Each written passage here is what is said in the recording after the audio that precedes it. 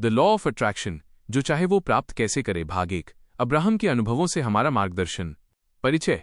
इस पुस्तक की रचना के पीछे हमारा उद्देश्य आपको उन सार्वभौम नियमों एवं व्यावहारिक प्रक्रियाओं की जानकारी देना है जिससे आपको स्वयं को नैसर्गिक तथा कल्याणकारी अवस्था प्राप्त करने हेतु स्पष्ट व सुनिश्चित निर्देश प्राप्त हो सकें। इस पुस्तक को पढ़ते समय आपको मेरे जीवन भर में एकत्रित किए गए प्रश्नों के सटीक व सशक्त उत्तर जानने का विशिष्ट व लाभदायक अनुभव प्राप्त होगा। आप इस आनंद आधारित व्यावहारिक आध्यात्मिकता के दर्शन के सफलतापूर्वक उपयोग से अन्य लोगों की उनके अनुसार जीवन के वास्तविक स्वरूप को पाने हेतु निर्देश प्राप्त करने में उनकी सहायता कर सकते हैं।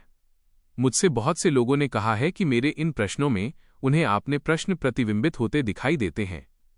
जब आप अब्राहम के इन उत्तरों में स्पष्टता व प्रतिभा का अनुभव करेंगे तो आपको अपने मन में लंबे समय से अटके इन प्रश्नों के उत्तर जानकर वास्तविक संतोष प्राप्त होने के साथ ही हमारी एस्थर व मेरी तरह अपने जीवन में नए सिरे से उत्साह का अनुभव होगा। और जब आप जीवन के इस ताजा व नवीन दृष्टिकोण से यहाँ बताई बातों को व्यवहार में उतारने लगेंगे तो आप पाएंगे कि आप जो भी करना, बनना या पाना चाहते थे उसका सदुद्देश्य सृजन करने में पूरी तरह सक्षम है। अपने जीवन पर दृष्टि डालने पर मुझे याद आता है कि मेरा जीवन ऐसे अनंत प्रश्नों से परिपूर्ण था जिनके संतोषजनक उत्तर मुझे कहीं से नहीं मिले। मैं पूरी गंभीरता से परम सत्य पर आधारित जीवन दर्शन की खोज में था। जब अब्राहम ने एस्थर व मुझे सृष्टि के शक्तिशाली नियमों का स्पष्ट खुलासा करने वाली इन व्यावहारिक प्रक्रियाओं की जानकारी दी जिनकी मदद से हम इन विचारों व सिद्धांतों के परिणामों को प्रत्यक्ष देख सके, तब मुझे महसूस हुआ कि अपने मार्ग पर चलते हुए मुझे जो पुस्तकम, शिक्षक व जीवन अनुभव प्राप्त हुए उनमें से प्रत्येक मेरे अब्राहम तक पहुंचने का सशक्त माध्यम साबित हुआ। मैं आपके द्वारा इस पुस्तक को पढ़ने के बाद अब्राहम के बताए मूल्यों द्वारा स्वयं को खोजने हेतु मिले अवसरों के बारे में सोचकर बहुत प्रसन्न हूं, क्योंकि मैं इस बात से परिचित हूं कि इन शिक्षाओं ने हमारे जीवन के अनुभवों को किस प्रकार विस्तार दिया है। मैं यह भी जानता हूं कि यदि आपका जीवन इन अनुभवों को अपनाने के लिए तैयार नहीं होता, जैसे मेरे जीवन ने मुझे तैयार किया था, तो इसके संबंध में जानकारी प्रदान करने वाली यह पुस्तक इस समय आपके हाथ में नहीं होती।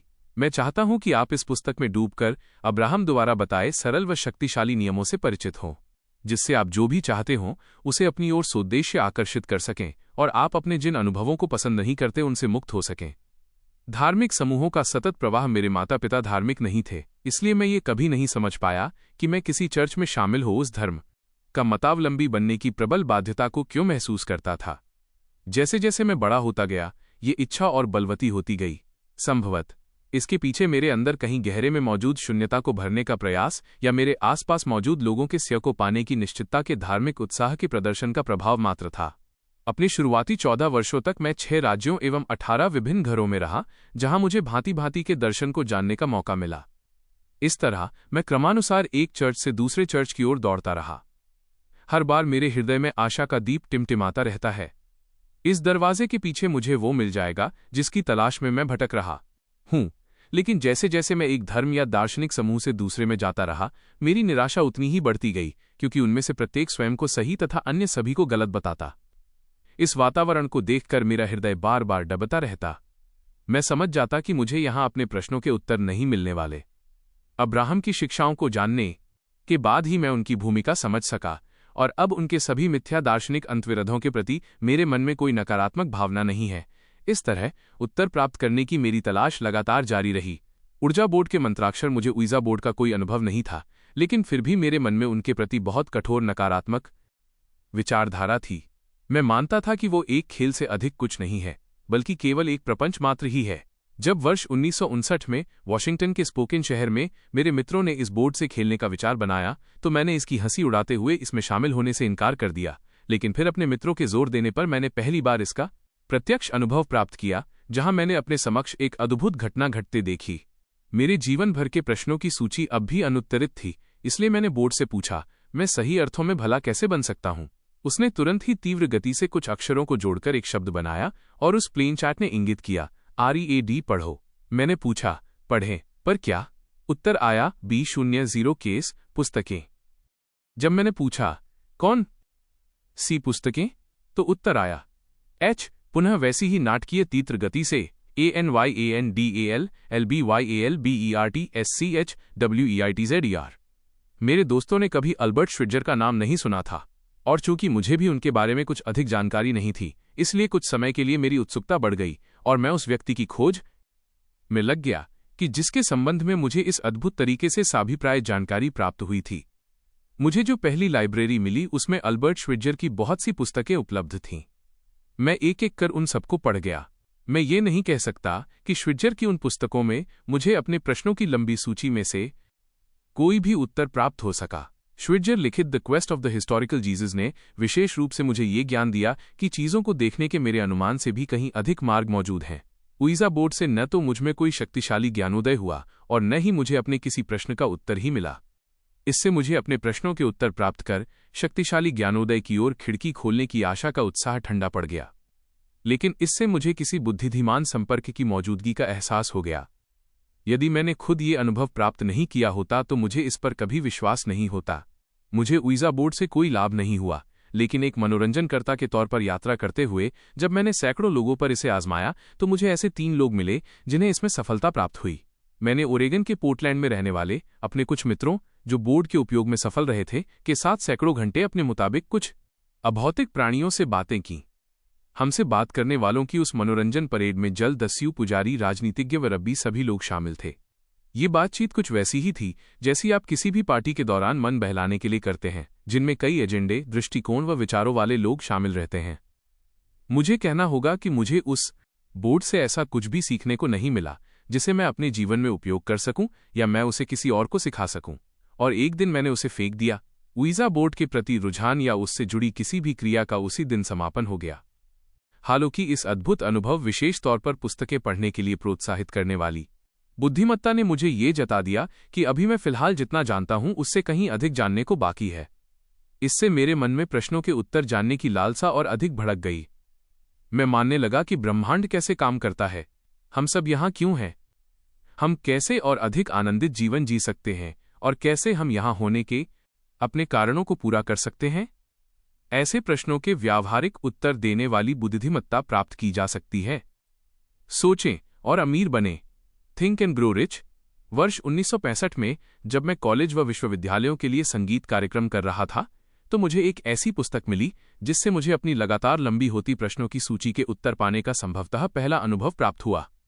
ये पुस्तक मोंटेना के एक छोटे से मोटेल की लॉबी में कॉफी टेबल पर रखी थी, और जब मैंने उसे अपने हाथ में लेकर उसका शीर्षक पढ़ा तो मेरे भीतर अंतर्विरोध फन फैलाने लगा।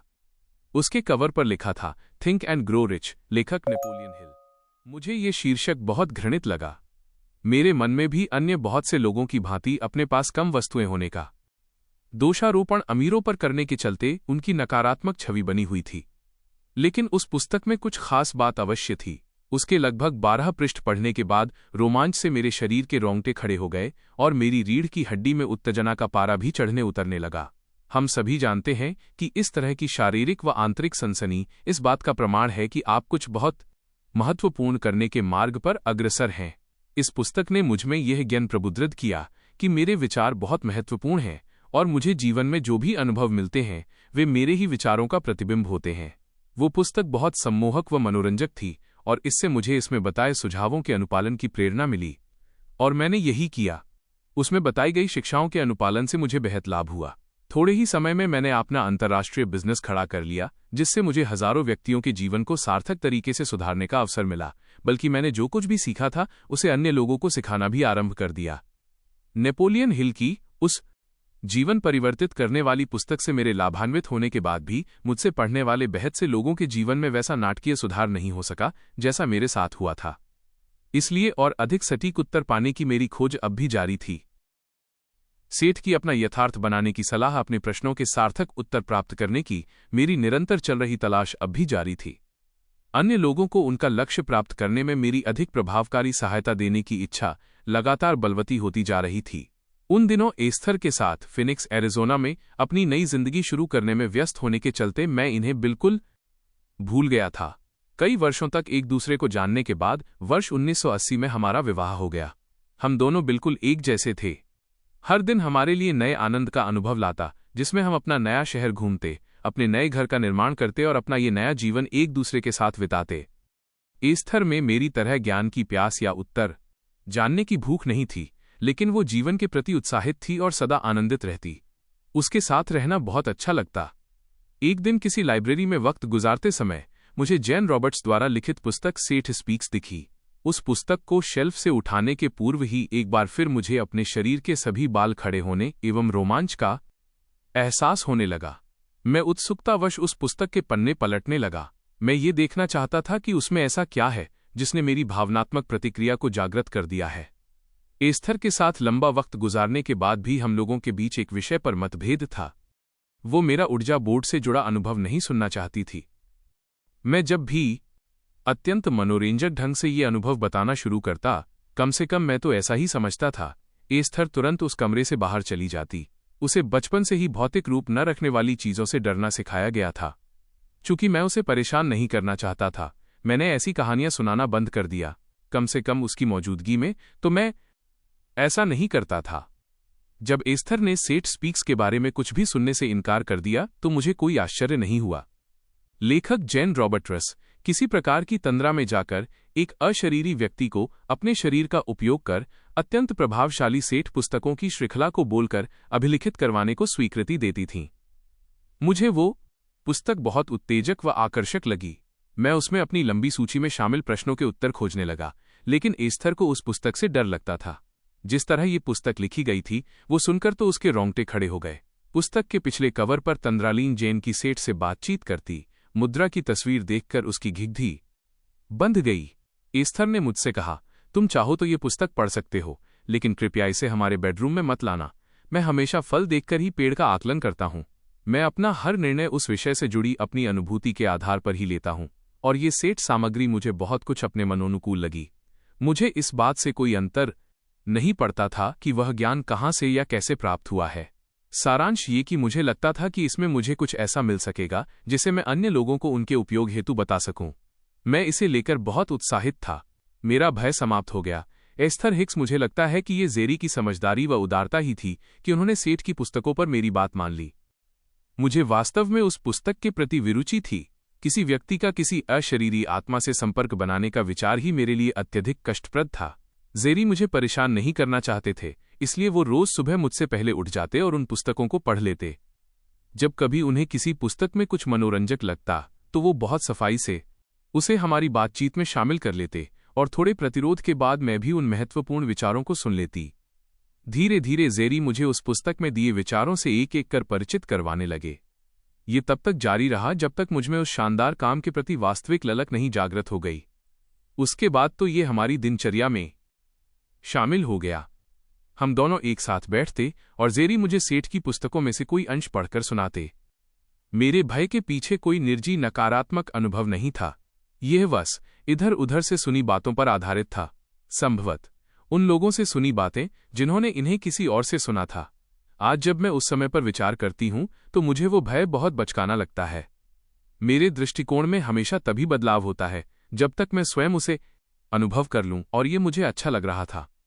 समय बीतने के साथ ही जब मेरा सेठ से जानकारी लेने की जैन की प्रक्रिया संबंधी भय कम हो गया, तब मैं भी उन शानदार पुस्तकों की बड़ी प्रशंसक बन गई। बल्कि हम इससे इतने सुखपूर्वक जुड़ गए कि हम न्यूयॉर्क जाकर जैन व उनके पति रॉबर्ट और सेठ से मिलने का कार्यक्रम बनाने लगे। अब तक मेरी हिम्मत इतनी बढ़ गई थी कि मैं सचमुच उस अशरीरी आत्मा से मिलना चाहती थी, लेकिन पुस्तक में लेखिका का फोन नंबर नहीं छपा था, अतः हम यह समझ नहीं पा रहे थे कि उनसे किस तरह मिला जाए। एक दिन हम एरिजोना के स्कॉट्सडेल शहर में स्थित पुस्तकों की दुकान के निकट बने छोटे से कैफे में दोपहर का भोजन कर रहे थे। जेरी अभी खरीदी गई पुस्तकों को देख रहे थे। तभी हमारे पास बैठे एक अजनबी ने हमसे पूछा, क्या आपने सेठ की कोई पुस्तक पढ़ी है? हमें अपने कानों पर यकीन नहीं हुआ, क्योंकि हमने कभी किसी को नहीं बताया था कि हम ये पुस्तकें पढ़ रहे हैं। उसने फिर पूछा, क्या आपको पता है कि जैन रॉबर्ट्स का निधन हो गया है? मुझे याद है, ये शब्द सुनते ही मेरी आंखों में आंसू भर गए। मुझे ऐसा लगा जैसे किसी ने मुझे ये कह दिया हो कि मेरी बहन का निधन हो गया है, और मुझे ये पता भी नहीं। मेरे लिए ये बहुत बड़ा धक्का था। हम ये सोचकर बहुत निराश हो गए कि अब हम जैन व रॉब या सेठ से कभी नहीं मिल सकेंगे। शीला चैनल्स थियो। हमें जैन के निधन का समाचार मिलने के कुछ दिन बाद हमारे मित्र व बिजनेस साझेदार नैन्सी तथा उनके पति वेस हमारे यहाँ रात्रि भोज पर आए। नैन्सी ने मेरे हाथों में एक कैसेट देते हुए कहा, हम आपको ये टेप सुनाना चाहते हैं। अपने मित्रों का ये व्यवहार हमें बहुत बेढंगा लगा। वो बहुत अजीब सा था, बल्कि मुझे उस समय वही एहसास हुआ जैसा जेरी के उन्हें सेठ की पुस्तकें मिलने की बात बताने पर हुआ था। ऐसा लग रहा था कि वो हमें कोई रहस्यपूर्ण बात बताना चाहते हैं, लेकिन साथ ही इस पर हमारी प्रतिक्रिया को लेकर व्यग्र भी है। हमने पूछा, इसमें क्या है? नैसी ने फुसफुसाते हुए कहा, ये एक चैनल है। मुझे नहीं लगता कि मैंने या जेरी ने कभी भी माध्यम शब्द को इन संदर्भों में उपयोग होते सुना हो। मैंने नैन्सी से पूछा, चैनल से तुम्हारा क्या मतलब है? जब नैन्सी व वेस ने टुकड़ों में संक्षेप में इसके बारे में बताया, तब जेरी व मुझे समझ आया कि यहां उसी प्रक्रिया की बात हो रही है जिसके द्वारा सेठ की पुस्तकें लिखी गई हैं। उन्होंने बताया, इनका नाम शीला है, जो एक थियो नाम के अशरीरी से बातें करती हैं। ये फीनिक्स आ रही हैं। यदि आप इनसे बात करना चाहते हो तो हम इनसे मिलने का समय निश्चित कर सकते हैं। हमने उनसे मिलने का निर्णय लिया। मुझे आज भी याद है कि इसे लेकर हम कितने उत्साहित थे। उनसे हमारी मुलाकात फिनिक्स के एक बेहद खूबसूरत फ्रैंक लॉयड राइट के डिजाइन किए घर में हुई। चारों ओर धूप की चमक फैली हुई थी, जिसे देखकर मुझे ये तसल्ली हुई कि अब रिमोट दोबारा की जाने वाली किसी धोखाधड़ी की संभावना नहीं है। सब कुछ बहुत आरामदेह व सुहावना लग रहा था। हम वहां बैठे और थियो से मुलाकात की। वैसे मुझे कहना चाहिए कि थियो के साथ ये मुलाकात जेरी ने की थी। इस मुलाकात में मेरे मुंह से तो एक शब्द भी नहीं निकला। मैं तो स्तब्ध रह गई थी। जेरी के पास प्रश्नों से भरी एक नोटबुक थी। उन्होंने एक बार बताया था कि वो उसे 6 वर्ष की आयु से लिख रहे थे। वो बहुत उत्साहित थे। वो प्रश्न पर प्रश्न पूछते गए। कभी तो वो किसी उत्तर के बीच में ही अगला प्रश्न पूछ लेते। संभवतः वो अपने तय समय में अधिक से अधिक प्रश्न पूछ लेना चाहते थे। आधा घंटा मानो क्षण भर में बीत गया। हमारे लिए ये बहुत शानदार अनुभव रहा। अब मेरे पास भी थियो से पूछे जाने वाले प्रश्नों की सूची तैयार हो गई थी, इसलिए मैंने उनसे पूछा, क्या हम कल फिर आ सकते हैं? क्या मुझे ध्यान करना चाहिए? जब हम अगले दिन फिर से वहां गए तो मैंने थियो से शीला के माध्यम से पूछा कि अपने लक्ष्य की ओर अधिक तीव्रता से जाने के लिए हमें क्या करना चाहिए। थियो ने कहा, प्रार्थना। और फिर उन्होंने एक शानदार प्रार्थना बताई, मैं एस्थर हिक्स मेरा मार्गदर्शन करें तथा मुझे अपने दिव्य प्रेम की ओर ले जाएं। जो लोग भी मेरी इस विधि द्वारा आलोक की तलाश करें, हम दोनों का अभी उत्थान करें। डेरी और मुझे प्रार्थना करनी आती थी। हम पहले से ही इन्हें कर रहे थे।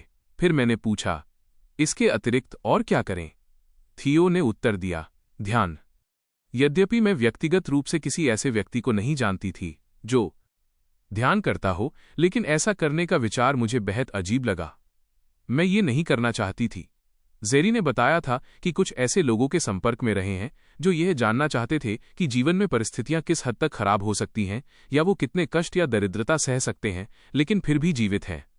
मेरे दिमाग में ध्यान की छवि कुछ ऐसी ही थी जैसे गर्म कोयलों पर चलना या कील लगे बिस्तर पर लेटना या सारा दिन एक पैर पर खड़े होकर लोगों के सामने भीख के लिए हाथ फैलाए रखना। फिर भी मैंने थियो से पूछा, ध्यान से आपका क्या तात्पर्य है? थियो ने उत्तर दिया, प्रतिदिन 15 मिनट आरामदेह कपड़े पहनकर किसी शांत कमरे में बैठकर अपनी सांसों पर ध्यान केंद्रित करें। जैसे ही आपका मस्तिष्क अस्थिर होने लगे, और ऐसा अवश्य होगा, तुरंत विचारों को निकाल फेंकें और पुनः अपना ध्यान सांसों पर केंद्रित कर दें। मैंने सोचा, इसमें तो कुछ अजीब नहीं है। फिर मैंने पूछा कि क्या मैं अपनी 14 वर्षीय बेटी ट्रेसी को थियो से मिलाने ला सकती हूं? उत्तर मिला, यदि वो चाहे तो, लेकिन इसकी कोई आवश्यकता नहीं है क्योंकि आप भी माध्यम बन सकती हैं।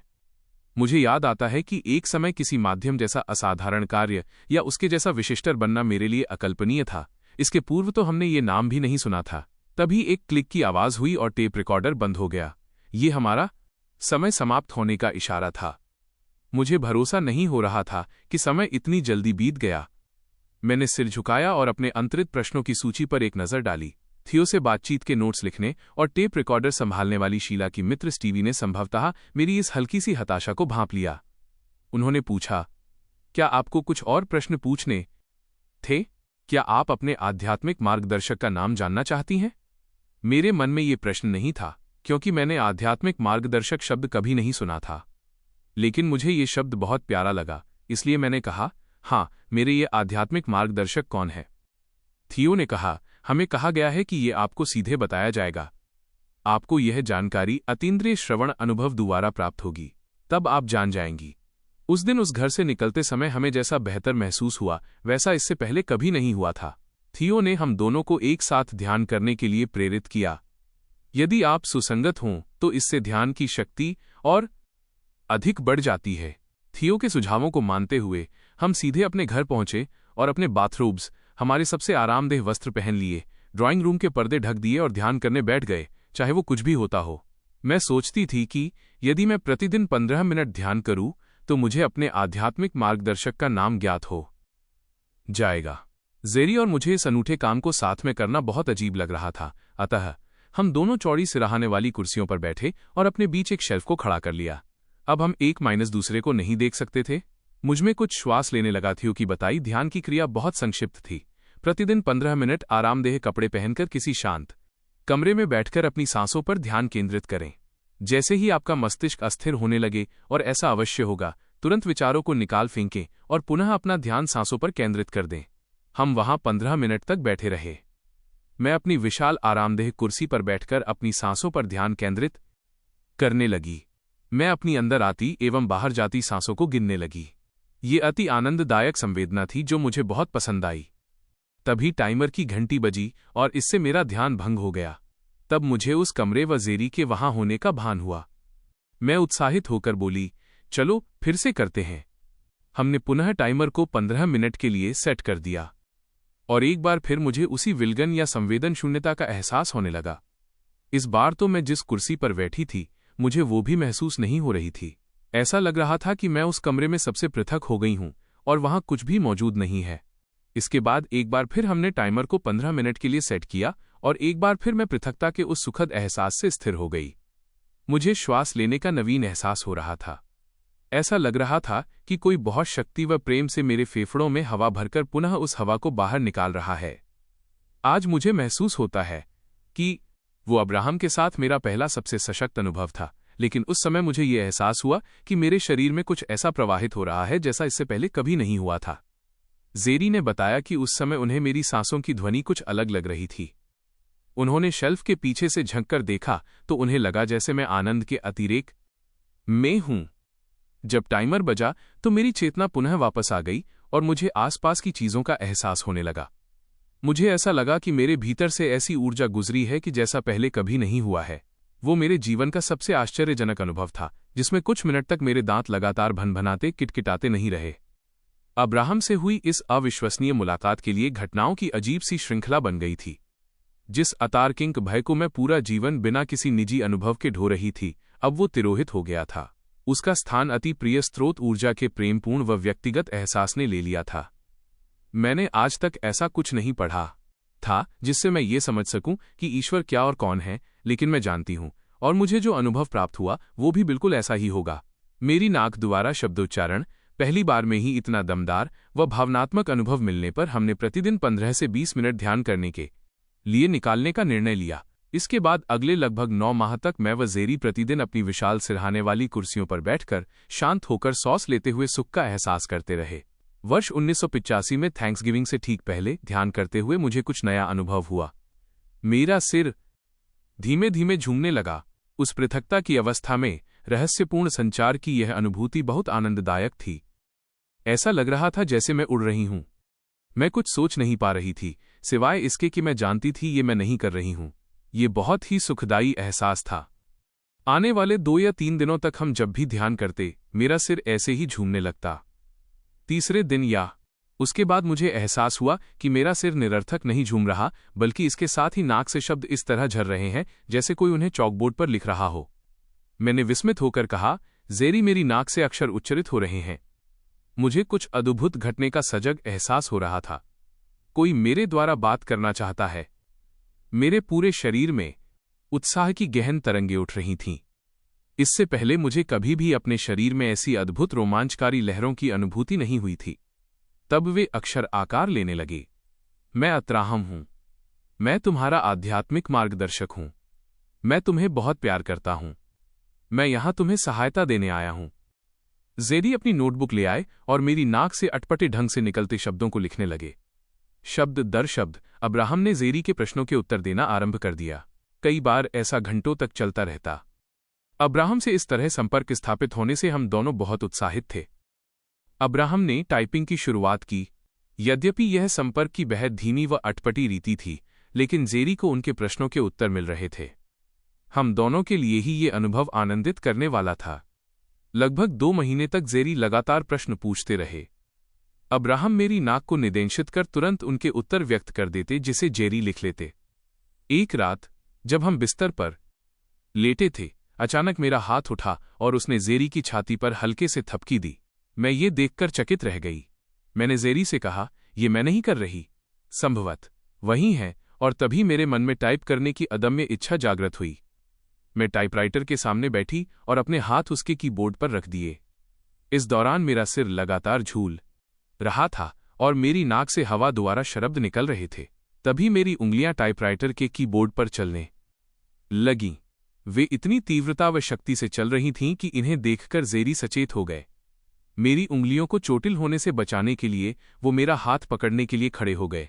उन्होंने बताया कि वे इतनी तीव्रता से चल रही थीं कि दिख ही नहीं रही थीं, लेकिन इसमें भयभीत होने जैसा कुछ नहीं था।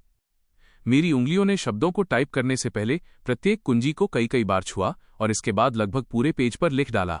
आई व NTOTYP व NT to type, I want OTPE में टाइप करना चाहता हूं। इन शब्दों में न तो कोई शब्द बड़ा था और न ही शब्दों के बीच रिक्त स्थान था। इसके बाद मेरी उंगलियां पुनः एक और संदेश टाइप करने लगीं, लेकिन इस बार उनकी गति धीमी व क्रमानुसार थी, जिसमें मुझे प्रतिदिन 15 मिनट टाइपराइटर पर बैठने को कहा जा रहा था और अगले 2 माह तक हमारे बीच इसी ढंग से संपर्क बना रहा। एक दिन हम दोनों अपनी छोटी सी कैडिलैक सेवली में बैठकर फ्रीवे से गुजर रहे थे। हमारे एक ओर 18 पहियों वाला भीमकाय ट्रक था तो दूसरी ओर विशालकाय ट्रेलर। फ्रीवे का वो हिस्सा ठीक से नहीं बनाया गया था, इसलिए जब भी हम किसी भी ओर अपनी गाड़ी मोड़ते तो दोनों ट्रक हमारी लेन में प्रविष्ट होते दिखाई देते। ऐसा लग रहा था कि हम उन दोनों भीमकाय वाहनों के बीच दब जाएंगे। भावनाओं के उस उफान में अचानक अब्राहम ने बोलना शुरू किया। मुझे लगा कि मेरे जबड़े में खिंचाव हो रहा है, जैसा जम्हाई लेते समय होता है, जिसके बाद टाइपिस्ट बना वक्ता मेरे मुंह से स्वतः ही ये शब्द निकलने लगे, अगले निकासी द्वार से बाहर निकल जाओ। हमने ऐसा ही किया। हम उसी अंडरपास के एक किनारे पर बैठ गए और उस दिन जेरी घंटों तक अब्राहम से बात करते रहे। ये बहुत रोमांचक था। धीरे धीरे मैं अब्राहम के मेरे माध्यम से बात करने की आदी होती गई। मैंने जेरी से कहा कि हमें ये बात गुप्त ही रखनी चाहिए, क्योंकि मुझे डर था कि अन्य लोगों को इसके बारे में पता चलने पर वे न जाने कैसी प्रतिक्रिया व्यक्त करें। कुछ ही समय में हमारे कुछ चुनिंदा मित्र अब्राहम से बातचीत करने को जुटने लगे और लगभग 1 वर्ष बाद हमने इन शिक्षाओं को लोगों के सामने लाने का फैसला किया और हम अभी भी इस काम को कर रहे हैं। मैं व जेरी उनकी अब्राहम की स्पष्टता, बुद्धिमानी व प्रेम को देखकर विस्मित रह जाते।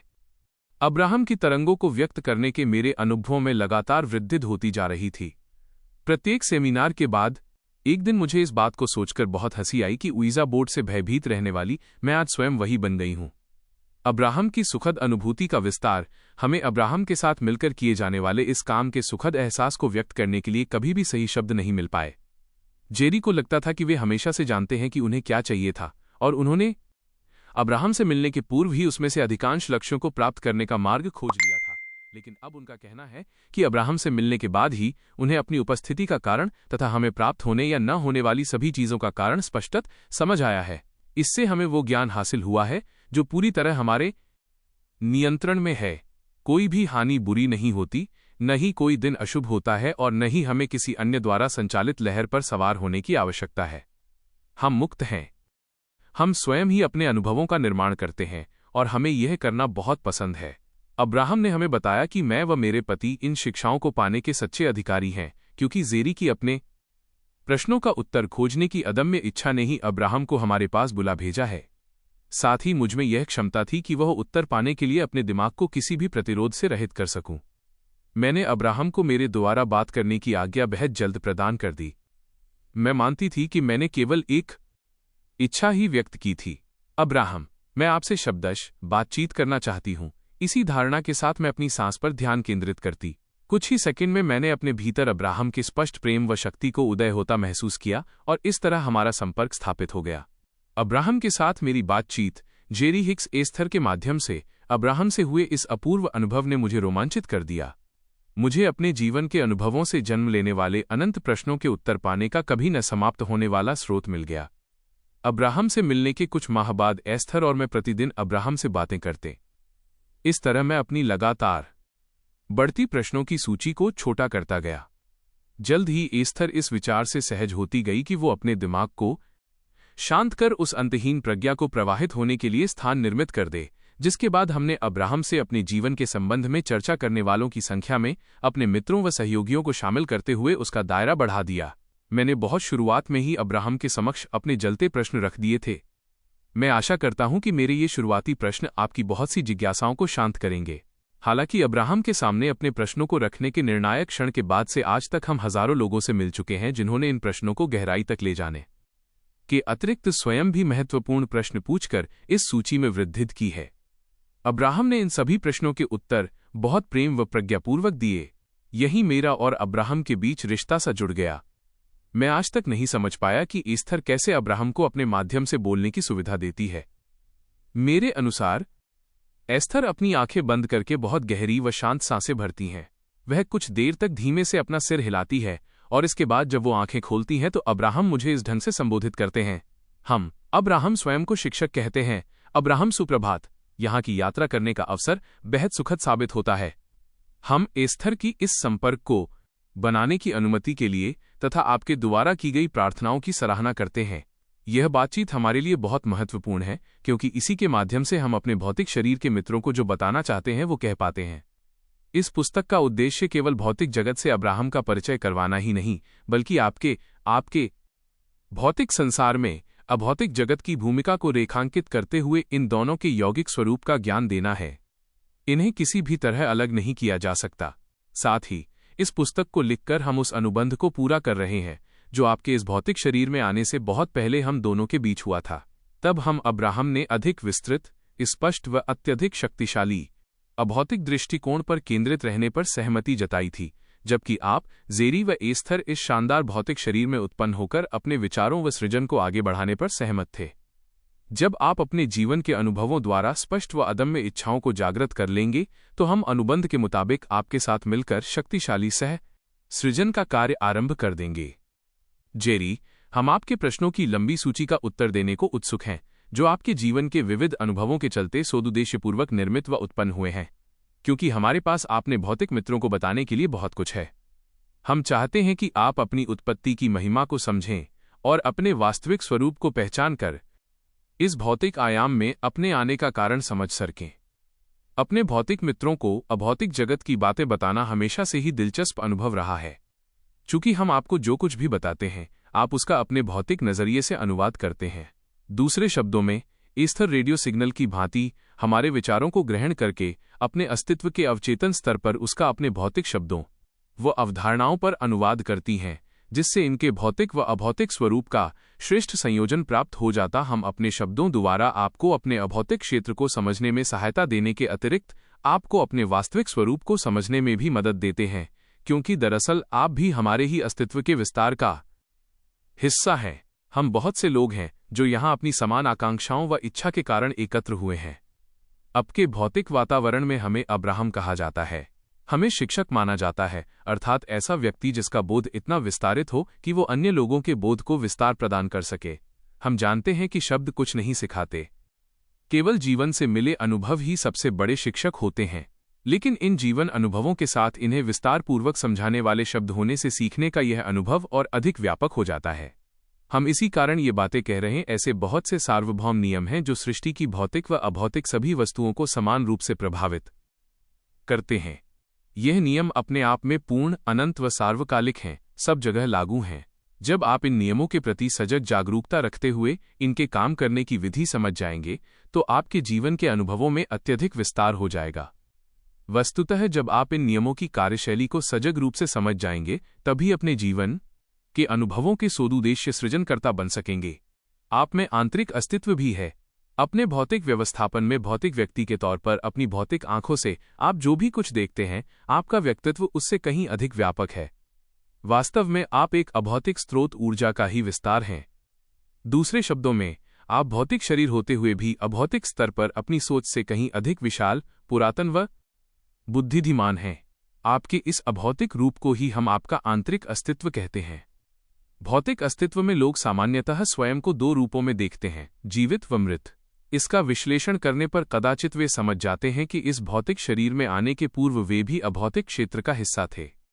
जब उनके इस भौतिक शरीर की मृत्यु हो जाएगी तो वे वापस अपनी उसी अभौतिक अवस्था में पहुंच जाएंगे। लेकिन वस्तुतः यह बात बहुत कम लोग समझ पाते हैं कि उनका अभौतिक हिस्सा वर्तमान में पूरी शक्ति व प्रमुखता के साथ उनके अभौतिक क्षेत्र से जुड़ा है, वहीं उसी दृष्टिकोण का बहुत थोड़ा सा हिस्सा इस भौतिक क्षेत्र से जुड़ा है, दोबारा उनके वर्तमान भौतिक शरीर की ओर प्रवाहित होता है। इस भौतिक शरीर में अपनी उपस्थिति व अपने वास्तविक स्वरूप को जानने के लिए इन दोनों दृष्टिकोणों तथा इनके आपसी रिश्तों को समझना परम आवश्यक है। कुछ लोग इस अभौतिक हिस्से को अपना उच्चतर स्व या आत्मा कहते हैं। इस बात से कोई फर्क नहीं पड़ता कि आप इसे क्या कहकर पुकारते हैं। जरूरी यह है कि आप अपने इस आंतरिक अस्तित्व की उपस्थिति को स्वीकार करें, क्योंकि जब आप स्वयं के तथा अपने इस आंतरिक अस्तित्व के बीच के रिश्ते को पूरी सजगता सहित समझ जाएंगे, तभी आप सच्चा मार्गदर्शन प्राप्त करने में समर्थ हो सकेंगे। हम आपका विश्वास परिवर्तित नहीं करना चाहते। हम आपके विश्वास में परिवर्तन करना नहीं चाहते, बल्कि हम आपको ब्रह्मांड के उन सनातन नियमों से परिचित करवाना चाहते हैं जिससे आप आकांक्षा रखकर वह बन सकें जिसके लिए आप यहां आए हैं, क्योंकि कोई भी अन्य व्यक्ति आपके लिए इन अनुभवों को आकर्षित नहीं कर सकता। आपको यह कार्य स्वयं ही करना होगा। हम यहां किसी पर भी आपका विश्वास जमाने नहीं आए हैं, क्योंकि आप ऐसी किसी चीज पर विश्वास नहीं कर सकते जिस पर हम आपके विश्वास करने पर सहमत न हों। जब हम इस शानदार भौतिक स्थल पृथ्वी को देखते हैं तो हमें यहाँ आपके विश्वास में बहुत सी विविधताएं दिखती हैं, और इन सभी विविधताओं में एक संतुलन कायम। हम आपको इन सार्वभौम नियमों की जानकारी बहुत सरल पद्धति से देंगे। इसके अलावा हम आपको वह व्यावहारिक प्रक्रिया भी बताएंगे जिसके द्वारा आप जो भी प्राप्त करना चाहते हो उन्हें इन नियमों द्वारा सोद्देश्य प्राप्त कर सकें। यद्यपि हम जानते हैं कि आप जल्द ही इस रचनात्मक नियंत्रण को सीखकर अपने जीवन अनुभवों को खोज लेंगे, हमें पता है कि इसमें आपके लिए सबसे महत्वपूर्ण वह स्वतंत्रता होगी जिसे आप स्वीकार्यता की कला का उपयोग करना सीखने के बाद पहचान सकेंगे।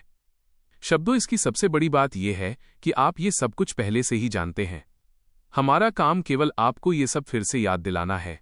कहीं गहरे में आप इससे पहले से ही परिचित हैं। हमें उम्मीद है कि जब आप इन को पढ़ेंगे तो आपकी इच्छा होने पर अपने वास्तविक स्वरूप की पहचान के लिए चरणबद्ध ढंग से निर्देशन प्राप्त करने के प्रति जागरूक हो जाएंगे।